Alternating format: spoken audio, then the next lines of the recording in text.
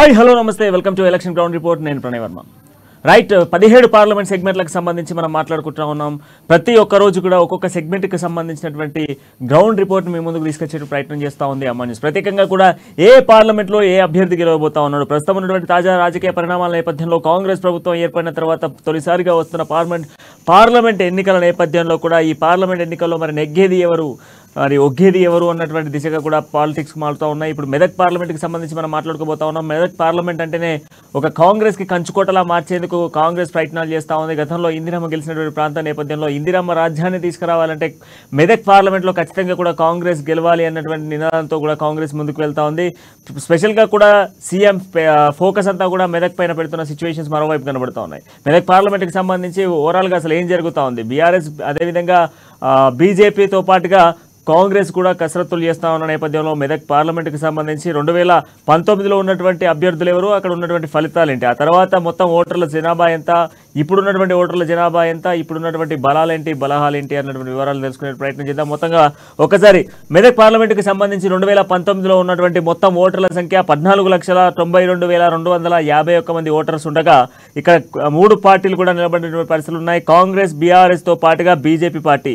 ఇక కాంగ్రెస్ పార్టీ నుంచి కొత్త ప్రభాకర్ రెడ్డి దాదాపు 5,96,488 ఓట్లయితే పడ్డాయి. దాదాపు 51.82 ఓటింగ్ శాతం జరిగింది. ఇక బీఆర్ఎస్ నుంచి గాలి అనిల్ కుమార్ దాదాపు 2,79,621 ఓటమి పాలయ్యారు. దాదాపు పోలింగ్ శాతాన్ని కూడా చూసుకుంటే 24.31% ఉంది. ఇక తర్వాత బీజేపీ నుంచి రఘునందన్ రావు 2,01,567 ఓట్ల ఆధిక్యంలో ఉన్నారు. ఇక తర్వాత మనం చూసుకున్నట్లయితే పోలింగ్ శాతాన్ని కూడా 17.52% ఉంది. ఇది 2019కి సంబంధించినటువంటి పోలింగ్ పర్సంటేజ్ చూసుకున్నట్లయితే మనకి ఈ విధంగా కనిపిస్తూ ఉంది. ఇక మెజారిటీ చూసుకుంటే గతంలో అసలు ఎంత మెజారిటీతో గెలిచింది కాంగ్రెస్ పార్టీ అనేది చూస్తే 2019లో సార్వత్రిక ఎన్నికల్లో జరిగినటువంటి పార్టీల హోరాహోరీ నేపథ్యంలో కూడా టీఆర్ఎస్ అభ్యర్థి కొత్తకోట ప్రభాకర్ రెడ్డిపై సార్వత్రిక ఎన్నికల్లో దాదాపు 3,16,427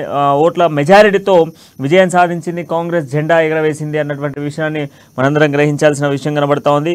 ఇక తర్వాత అసలు ఇప్పుడున్నటువంటి ఈ పార్లమెంటుకి సంబంధించి మొత్తం ఎన్ని నియోజకవర్గాలు ఉన్నాయి, మొత్తం ఎన్ని అసెంబ్లీ సెగ్మెంట్స్ ఉన్నాయన్నటువంటి వివరాలను చూసే ప్రయత్నం చేద్దాం.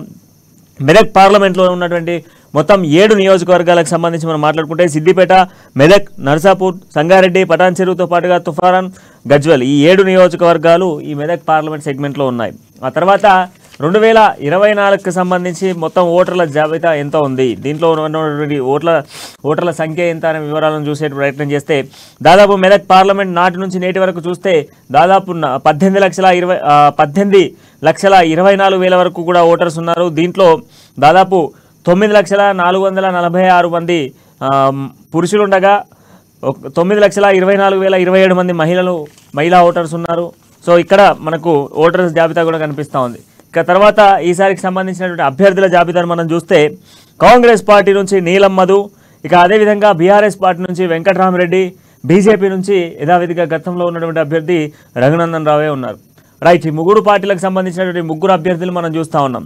అసలు ఏంటి, ఏం జరుగుతుంది? కాంగ్రెస్ స్పెషల్ ఫోకస్ చేస్తూ ఉంది, మరోవైపు బీజేపీ అదే ఫోకస్ చేస్తూ ఉంది. పర్టికులర్గా మాట్లాడుకోవాలంటే హరీష్ రావు, కేసీఆర్కి కుడి భుజంలో ఉన్నటువంటి హరీష్ రావు ప్రత్యేకంగా మెదక్ పార్లమెంట్పై స్పెషల్ ఫోకస్ చేస్తూ ఉన్నాడు. తెలుసుకుందాం. మనతో పాటుగా మా మెదక్ ప్రతినిధి సునీల్ అందుబాటులో ఉన్నారు, ఆయనతో మాట్లాడే ప్రయత్నం చేద్దాం. రైట్ సునీల్, ఒక్కసారి మనం మెదక్ పార్లమెంట్కి సంబంధించి అసలు ఎవరు గెలవబోతా ఉన్నారు, అసలు 3 పార్టీలకు సంబంధించినటువంటి అభ్యర్థుల పరిస్థితులు ఏంటి, దాదాపు ఆల్మోస్ట్ ప్రచారం కూడా దగ్గర పడింది, ఇప్పటికే బలాలేంటి అన్నటువంటి వివరాలు తెలిసి ఉంటాయి. కంప్లీట్గా కూడా మెదక్ పార్లమెంట్లో ఏ పార్టీకి ఎక్కువ స్కోప్ ఉంది? అదే ఇంతకు ముందు 2014 పరిస్థితి చూసుకున్నట్లయితే 2014లో గులాబీ బాస్ బీఆర్ఎస్ అప్పటి టీఆర్ఎస్ పార్టీ అధినేత కేసీఆర్ మెదక్ పార్లమెంట్ స్థానం నుంచి గెలుపొందారు. అయితే అప్పుడు ఆయన 2 స్థానాల నుంచి కూడా పోటీ చేయడం జరిగింది. గజ్వేల్ అసెంబ్లీ స్థానానికి ఆయన ఎమ్మెల్యేగా పోటీ చేస్తారు, మెదక్ పార్లమెంట్ స్థానానికి కూడా ఆయన పోటీ చేయడంతో 2 స్థానాల్లో కూడా కేసీఆర్ నెగ్గడం జరిగింది. ఆ నేపథ్యంలో ఆయన 2014లో ముఖ్యమంత్రి అయ్యారు. ఆ తర్వాత ఆయన మెదక్ పార్లమెంట్ స్థానానికి రాజీనామా చేసి అప్పుడు సోనీ ట్రావెల్స్ నిర్వాహకులుగా ఉన్నటువంటి కొత్త ప్రభాకర్ రెడ్డి అప్పుడు ఆయన అప్పటి టీఆర్ఎస్ పార్టీ అభ్యర్థిగా మెదక్ అభ్యర్థిగా కూడా కేసీఆర్ నిర్ణయించి ఆయనను ఎన్నికల బరిలో దింపగా ఆయన భారీ మెజార్టీతో గెలుపొందడం జరిగింది 2014లో. అదేవిధంగా అప్పుడు కొత్త ప్రభాకర్ రెడ్డి రాజకీయ అరంగేట్రం కూడా 2014లో మెదక్ పార్లమెంట్ స్థానం నుంచి జరిగిందని చెప్పవచ్చు. అనంతరం 2018లో జరిగినటువంటి అంటే 2019లో జరిగినటువంటి పార్లమెంట్ ఎన్నికల్లో మళ్ళీ టిఆర్ఎస్ అభ్యర్థిగా కొత్త ప్రభాకర్ రెడ్డి గెలుపొందడం జరిగింది. 2 సార్లు ఆయన గెలుపొందడం జరిగింది. తర్వాత ఇటీవల జరిగినటువంటి స్థానిక అసెంబ్లీ ఎన్నికల్లో దుబ్బాక ఎమ్మెల్యేగా కొత్త ప్రభాకర్ రెడ్డి గెలుపొందడం జరిగింది. ఈసారి కేసీఆర్ ఆయనకు దుబ్బాక అసెంబ్లీ బరి నుండి దింపడం జరిగింది. దీంతో ఆయన దుబ్బాక బరిలో నిలిచి రఘునందన్ బీజేపీ అభ్యర్థిగా ఉన్నటువంటి రఘునందన్ పై గెలుపొందడం జరిగింది. కొత్త ప్రభాకర్ రెడ్డి రఘునందన్ 2018 అనంతరం జరిగినటువంటి ఉప ఎన్నికల్లో అక్కడ ఉన్నటువంటి టిఆర్ఎస్ అభ్యర్థి సోలిపేట రామలింగారెడ్డి ఆయన చనిపోవడంతో అక్కడ జరిగిన ఉప ఎన్నికల్లో అనూహ్యంగా దుబ్బాక ఎమ్మెల్యేగా ఎన్నికయ్యారు రఘునందన్. అనంతరం జరిగినటువంటి అసెంబ్లీ ఎన్నికల్లో కొత్త ప్రభాకర్ రెడ్డి గెలుపొందడం జరిగింది. ఇది ప్రస్తుతం 2014లో ఉన్నటువంటి పరిస్థితి. తాజాగా చూసుకున్నట్లయితే మరోసారి పార్లమెంట్ ఎన్నికల బరిలో మెదక్ ని కైవసం చేసుకోవాలని చెప్పి కూడా కాంగ్రెస్ సూచిస్తుందని మనం భావించవచ్చు. ఎందుకంటే మెదక్ స్థానం నుంచి ఇందిరాగాంధీ దివంగత ప్రధానమంత్రి ఇందిరాగాంధీ గెలుపొందినటువంటి పరిస్థితి ఉంది. అయితే అప్పుడు కాంగ్రెస్ పార్టీకి ఉమ్మడి మెదక్ జిల్లా కూడా కంచుకోటగా నిలిచినటువంటి పరిస్థితి ఉంది. ఈ నేపథ్యంలో ఈసారి రాష్ట్రంలో కాంగ్రెస్ పార్టీ అధికారంలోకి వచ్చాక ఖచ్చితంగా మెదక్ ను సెంటిమెంట్ గా భావిస్తున్నటువంటి పరిస్థితి ఉంది కాంగ్రెస్. ఈ నేపథ్యంలో కాంగ్రెస్ పార్టీ నుంచి బీసీ సామాజిక వర్గానికి చెందినటువంటి నాయకుడు అయినటువంటి నీలం మధుకు అక్కడ కాంగ్రెస్ పార్టీ అవకాశం ఇచ్చింది. మరోవైపు నియోజకవర్గంలో బీసీ సామాజిక వర్గ ఓటర్లు కూడా కలిసి వచ్చే అంశం కాబట్టి నీలం మధుకు కాబట్టి కాంగ్రెస్ పార్టీ అనేది అవకాశం ఇవ్వడం జరిగింది. ప్రస్తుత బీఆర్ఎస్ పార్టీ సిద్దిపేటలో కలెక్టర్ గా పనిచేసినటువంటి ప్రస్తుతమైన బీఆర్ఎస్ పార్టీ ఎమ్మెల్సీగా ఉన్నటువంటి వెంకట్రామరెడ్డికి మెదక్ పార్లమెంట్ అభ్యర్థిగా ప్రకటించడం జరిగింది. బీజేపీ నుంచి మాజీ ఎమ్మెల్యే బీజేపీ ఫైర్ బ్రాండ్ నేత రఘునందన్ రావు బీజేపీ అభ్యర్థిగా బరిలో ఉన్నటువంటి పరిస్థితి ఉంది. అయితే పార్లమెంట్ ఎన్నికల షెడ్యూల్ అనంతరము అదేవిధంగా పార్లమెంట్ ఎన్నికల షెడ్యూల్ వచ్చాక కూడా దాదాపు 15-20 రోజుల వరకు బీజేపీ వర్సెస్ బీఆర్ఎస్ గా ఉన్నటువంటి పరిస్థితిలో నీలం మధు రంగప్రవేశం చేశాక సీన్ అంతా కూడా మారిపోయిందని చెప్పవచ్చు. ప్రస్తుతం అక్కడ కాంగ్రెస్ కు ప్రతిరోజు మైలేజ్ పెరుగుతున్నటువంటి పరిస్థితి ఉంది. ఎందుకంటే ముందుగా సిద్దిపేటలో హరీష్ రావు ఎమ్మెల్యేగా గెలుపొందారు. సిద్దిపేట బీఆర్ఎస్ కు కంచుకోటగా ఉన్న నేపథ్యంలో సిద్దిపేటలో ఇటీవలే సీఎం రేవంత్ రెడ్డి నిర్వహించినటువంటి రోడ్ షో పెద్ద ఎత్తున కూడా సక్సెస్ అయింది. కాంగ్రెస్ పార్టీ కూడా ఊహించినంత పెద్ద ఎత్తున జన సమీకరణ జరిగింది. జనాలు కూడా వచ్చినటువంటి పరిస్థితి. రోడ్ షో పెద్ద ఎత్తున సక్సెస్ అయిన నేపథ్యంలో ఖచ్చితంగా కాంగ్రెస్ పార్టీ మెదక్ పార్లమెంట్ పై గెలుపొందుతుందని చెప్పి కూడా భావిస్తున్నటువంటి పరిస్థితి ఉంది. తాజాగా మెదక్ పార్లమెంట్ పరిధిలోని నర్సాపూర్ నియోజకవర్గంలో కూడా నిన్ననే రాహుల్ గాంధీ సభ కూడా జరగడం జరిగింది. రాహుల్ గాంధీ సభ కూడా సక్సెస్ అయింది. నర్సాపూర్ లో కూడా బీఆర్ఎస్ ఎమ్మెల్యే సునీతా లక్ష్మారెడ్డి ఉన్నప్పటికీ కూడా కాంగ్రెస్ పార్టీ పెద్ద ఎత్తున జనాలు రావడంతో ఖచ్చితంగా అక్కడ కాంగ్రెస్ జెండా ఎక్కుతుందని చెప్పి కూడా భావిస్తున్నటువంటి పరిస్థితి. ఎందుకంటే మెదక్ పార్లమెంట్ లో దాదాపుగా అన్ని సెగ్మెంట్లలో బీఆర్ఎస్ పార్టీ అభ్యర్థులు ఉన్నారు. సిద్దిపేటలో బీఆర్ఎస్ పార్టీ నుంచి సీనియర్ నాయకులు మాజీ మంత్రి హరీష్ రావు ప్రాతినిధ్యం వహిస్తున్నారు. గజ్వేల్ నుంచి అయితే మాజీ ముఖ్యమంత్రి కేసీఆర్ ఉన్నారు. పటాన్ చెరువు నుంచి మైపాల్ రెడ్డి ఉన్నారు. బీఆర్ఎస్ ఎమ్మెల్యే ఆయన సిట్టింగ్ ఎమ్మెల్యేగా ఉన్నారు. మరోవైపు సంగారెడ్డి నుంచి కూడా చింతా ప్రభాకర్ ఈయన బీఆర్ఎస్ పార్టీ ఎమ్మెల్యే, అదేవిధంగా సంగారెడ్డి జిల్లా బీఆర్ఎస్ అధ్యక్షుడిగా ఉన్నారు. కేవలము ఒకే 2 స్థానాల్లో అంటే ముఖ్యంగా మెదక్ స్థానంలో చూసుకున్నట్లయితే కాంగ్రెస్ పార్టీ నుంచి రోహిత్ రావు ఉన్నటువంటి పరిస్థితి ఉంది. కొన్ని కాన్స్టిట్యున్సీలు అంటే మనకు పొన్నం ప్రభాకర్ సంబంధించినటువంటి ప్రాంతంలోని కొన్ని గ్రామాల ఓటు ఇక్కడ కాంగ్రెస్ మెదక్ పార్లమెంట్ లో ఉన్న నేపథ్యంలో కొంత అక్కడ కూడా కాంగ్రెస్ పార్టీ అభ్యర్థి పొన్నం ప్రభాకర్ ఉన్న నేపథ్యంలో కేవలం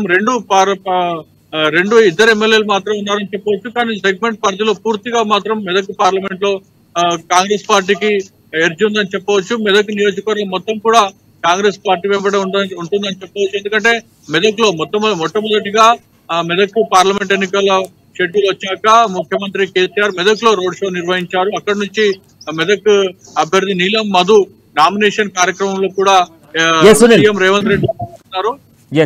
సునీల్, ఇప్పుడు మీరు అన్నట్టుగా కాంగ్రెస్ కి ఎడ్జ్ ఉంటే ఇప్పుడు దాదాపు మనం చూస్తూ ఉన్నాము, దాదాపు మెదక్ పార్లమెంట్కి సంబంధించి ఒక స్థానంలో మాత్రమే కాంగ్రెస్ కనిపిస్తూ ఉంది. మిగతా 7 అసెంబ్లీ స్థానాలలో మిగతా 6 అసెంబ్లీ స్థానాలలో బీఆర్ఎస్ పార్టీ జెండా ఎగరవేసిన సిచ్యువేషన్స్ ఉన్నాయి. సో ఈ నేపథ్యంలో కాంగ్రెస్ ఎడ్జ్ అనేది ఏ విధంగా ఊహించాలి? అంటే సీఎం రేవంత్ రెడ్డి ప్రత్యేక ఫోకస్ అనుకోవాలా, లేకపోతే అనునిత్యం కూడా అక్కడ ఇది జగ్గారెడ్డి కావచ్చు, ఇతర నాయకులు కూడా అక్కడ పర్యవేక్షిస్తూ ఉన్నారు, ప్రచారాలు చేస్తూ ఉన్నారు. సో వీటన్నిటి ఇంపాక్ట్ ఉండబోతుందా, లేకపోతే గత నాయకుల వైఫల్యాల వల్ల ఈసారి కంప్లీట్గా కూడా కాంగ్రెస్కి ఎడ్జ్ వచ్చేటువంటి అవకాశాలు కనబడతా ఉన్నాయా?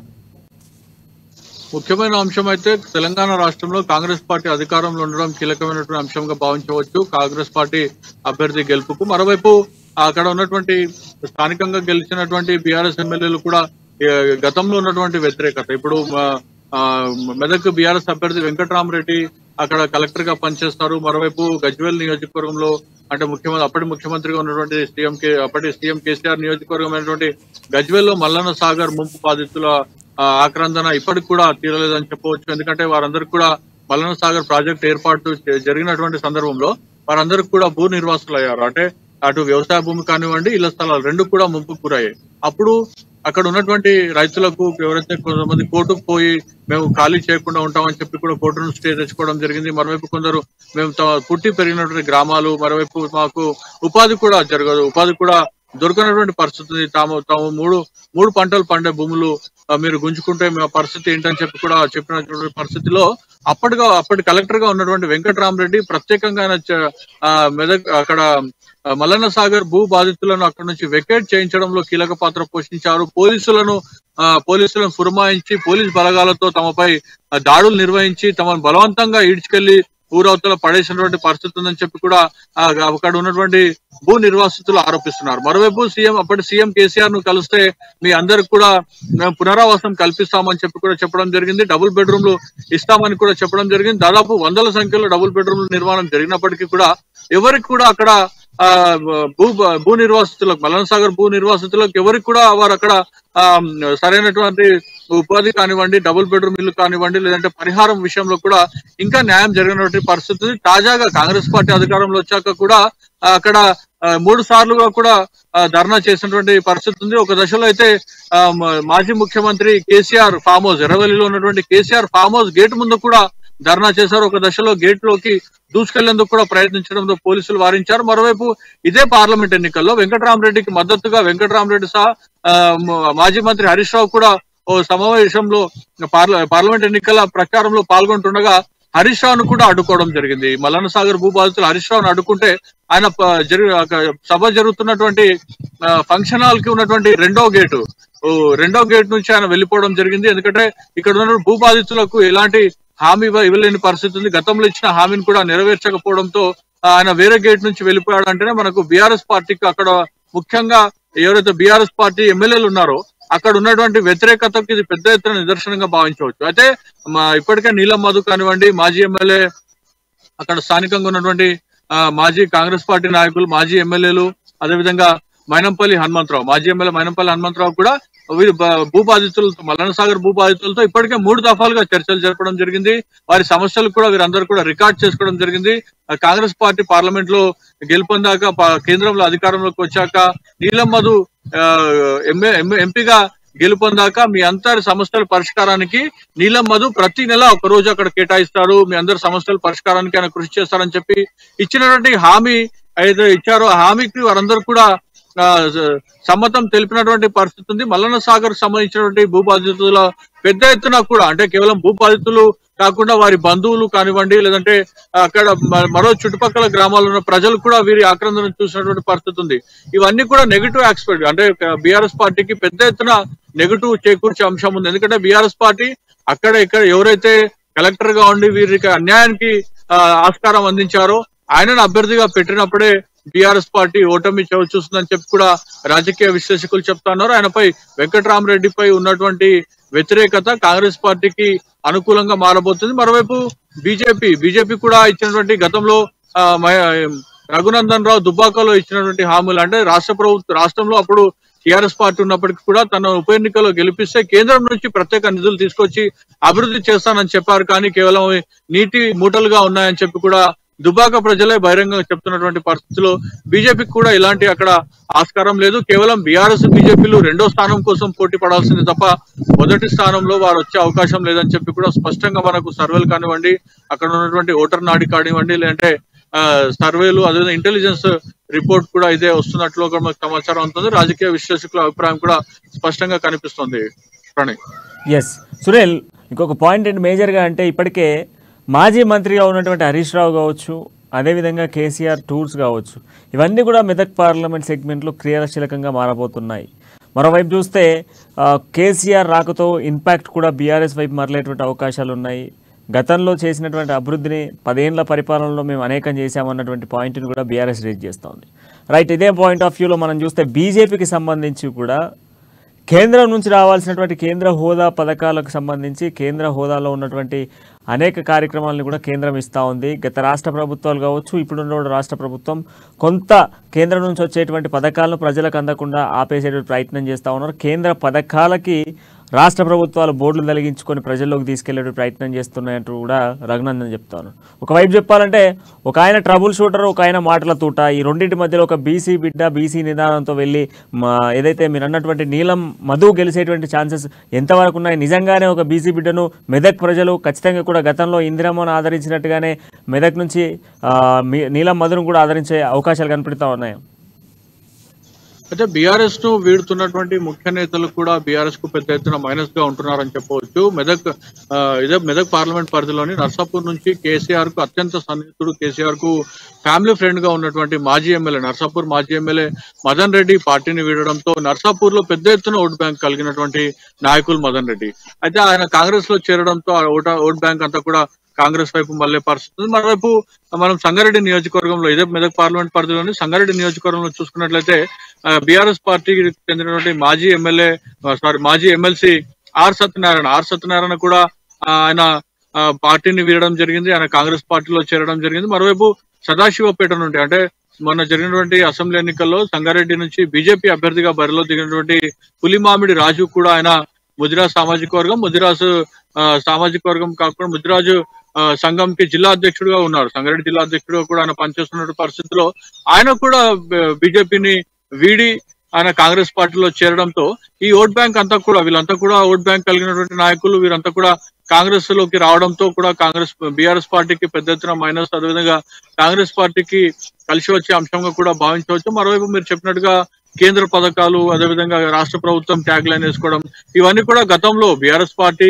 బీజేపీ పార్టీలు చెప్పినటువంటి అంశాలే. అవన్నీ కూడా మరుగున పడిపోయి ప్రజల వరకు కూడా స్ట్రాటజీని నమ్మే పరిస్థితుల్లో లేరు. ఎందుకంటే బీఆర్ఎస్ బీజేపీలు గతంలో చెప్పినటువంటి అంశాలను కూడా ప్రజలు వేరేజ్ వేసుకునే రాష్ట్రంలో పెద్ద ఎత్తున క్లీన్ సీవ్ కాంగ్రెస్ పార్టీకి ఇచ్చినటువంటి పరిస్థితుల్లో పాత నినాదాన్ని రఘునందన్ రావు మరోసారి రిపీట్ చేయడంతో వాటిని ఎవరు కూడా నమ్మే పరిస్థితులు అయితే ఇక్కడ మెదక్ పార్లమెంట్ పరిధిలో అయితే మనకు స్పష్టంగా కనిపిస్తుంది. రఘునందన్ రావు కేవలం మాటలు అయితే ఎక్కడ పనిచేయనటువంటి పరిస్థితి. ఎందుకంటే గతంలో దుబ్బాకలో జరిగినటువంటి ఉప ఎన్నికల్లో ఆయన ఇచ్చిన హామీలు కూడా, అంటే ఇంటికి ఒక బర్రెని ఇస్తాం, అదేవిధంగా కేంద్ర ప్రభుత్వం నుంచి నిధులు తీసుకొచ్చి ఇక్కడ స్కిల్ డెవలప్మెంట్ సెంటర్లు పెడతామని కూడా చెప్పినటువంటి పరిస్థితులు ఏ ఒక్కటి కూడా నెరవేర్చకపోవడంతో మొన్న జరిగినటువంటి అసెంబ్లీ ఎన్నికల్లో దాదాపు 50,000 పైసలకు ఓట్లతో ఓడిపోవడం జరిగింది. అంటే బీఆర్ఎస్ పార్టీ అభ్యర్థికి దాదాపు 50,000 పైచలకు ఓట్లు రావడంతో ఆయనపై ఉన్నటువంటి వ్యతిరేకత తెలుస్తుంది. మరోవైపు బీఆర్ఎస్ పార్టీ నుంచి హరీష్ రావు చెప్తున్నారు దుబ్బాకలో చెల్లని రూపాయి